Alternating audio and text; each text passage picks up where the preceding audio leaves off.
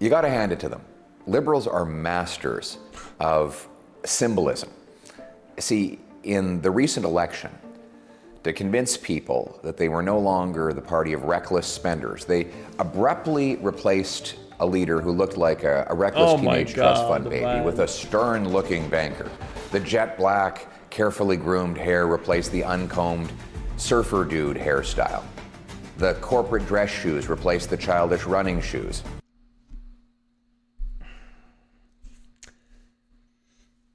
So, these shoes, if I'm correct, Justin Trudeau took it for a meeting. I mean, it wasn't his meeting. It was for the speech that King Charles gave to start a parliament or something like this, just to be next to Prime Minister Mark Carney. And he gave the speech like the big royal event, like kind of a once-in-a-generation thing that the King of England came here and gave speech on the throne and everything. And this is what Justin Trudeau wore. The MBA lingo replaced the dreamy rhetoric. The spend less, invest more slogan replaced the budgets will balance themselves rhetoric of Justin Trudeau. Wow, what a change. But did the numbers back up the symbolism? Well, we found out this week. Prime Minister Carney tabled his first... You know what's kind of hard to understand? So we're talking symbolism, right? To me, that means like, yeah, we're just gonna talk around it. We're not gonna give any details or anything. But if you're a banker who went through a lot of crisis and you're here to fix what's going on, to fix or to face the crisis we have right now, why are we talking about symbolism? Shouldn't it be the concrete plan how to deal with it? Shouldn't we know more details? How are you gonna handle it? Symbolism? Really? That sounds like someone who doesn't know what he's doing. Spending package before the House of Commons, called the main estimate. See, government has to get the approval of the House of Commons to do any spending. So they put forward this package, and it will stack up against the previous Trudeau spending. And to be fair, Mr. Carney's spending is not as bad as Trudeau's. It's worse to start with. We know that he inherited a morbidly obese Liberal government, and he promised to, quote, spend less, but his first spending bill will increase costs by 8% more than Trudeau did in his last year in office. Let's get this straight. Justin Trudeau doubled our national debt and nearly doubled the cost of government. And Mark Carney was elected to bring those costs down, and in the first year after taking office, the year when you would expect him to take action against those out-of-control costs, he actually increased them by 8%. In fact, the spending will grow almost 3 times faster than the combined rate of inflation and population growth. It is a $500 billion spending bill with no budget. Single moms, seniors, and small businesses must budget before they spend. How come this supposedly brilliant banker cannot do the same, especially after he went around the country claiming to be the man with the plan? And no, this new spending is not, quote, investment, as he likes to say. Consultants, for example, get a record-smashing $26 billion, up 36% in just 1 year. That's over $1,400 for every household in Canada in federal government consultants for the coming year. Spending on bureaucracy is up 6% to $63 billion. Again, almost doubling the pace of inflation and population growth. He literally promised in his Tuesday morning throne speech to cap operating spending at 2% per year. And then the afternoon of the same day, his government introduced a bill that would boost the overall spending by 8%. In other words, 4 times higher than he had promised that morning. Liberals changed the face at the top. You know, they plagiarized conservative economic speeches and messages. But all that really matters is the numbers. And the numbers don't lie. This is the same Liberal spending by the same Liberal team, which will... Yeah, that's another thing. Like, he's saying how he's gonna fix it. Apparently, he even admitted that he needs to fix what happened in past 10 years, which was liberal government. And let's be honest, last 3 years were really, like, really bad. You can feel the price of groceries going up, gas, everything, right? Like, doubled. Everything doubled. But anyway, he chooses the same people for his cabinet, the same people who got us into this crisis, and he says that he's gonna deal with it right now. How are you gonna deal with it with the same people? It's, man, it's like, I really hope we're gonna have new elections soon, because this is getting ridiculous. Like, there's no light at the end of the tunnel. Like, there's really no hope.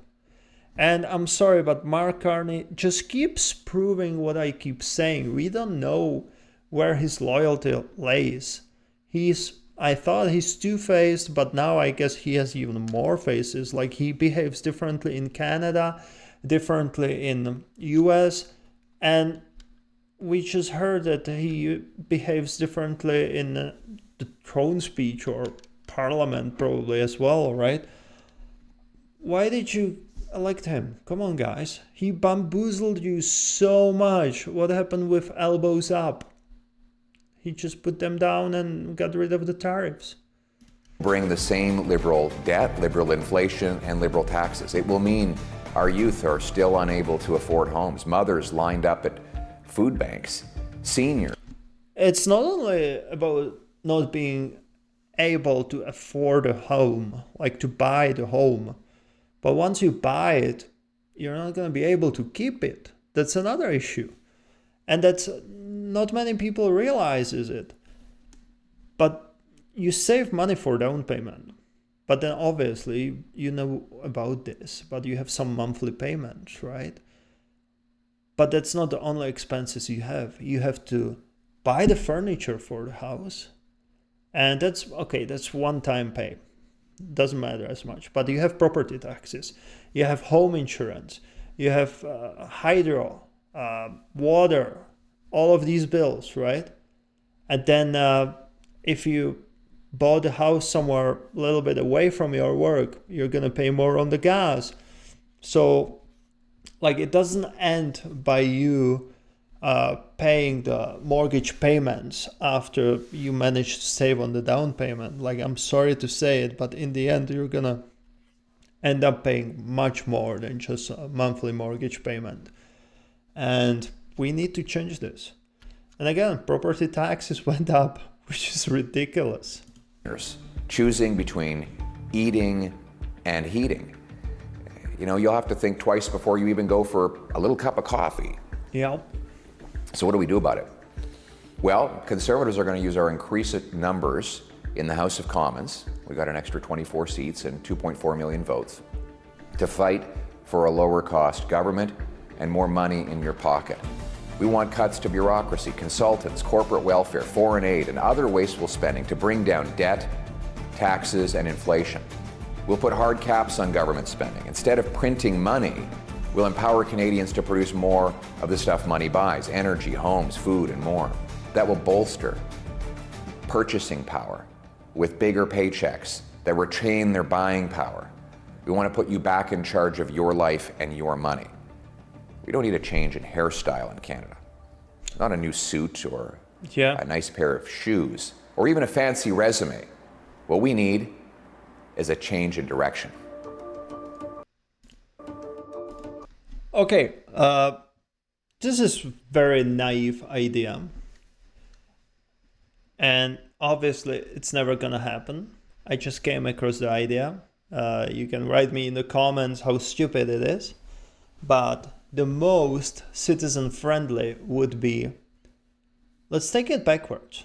Let's take how much money does family or individual needs to live, let's not say comfortable life, but let's say kind of financially stressless life, which to me, I would define it like Yes, maybe you don't have money for vacation, but you're going to be able to afford the rent, food, all of the bills like mobile phone, gas, whatever, and still have some money to save if you want. It doesn't need to be much, like 100, 200 bucks a month, right? So let's come to this value and then look how much we're spending on the bureaucracy and what positions are useless, just taking taxpayers' money, and just try to get to that value.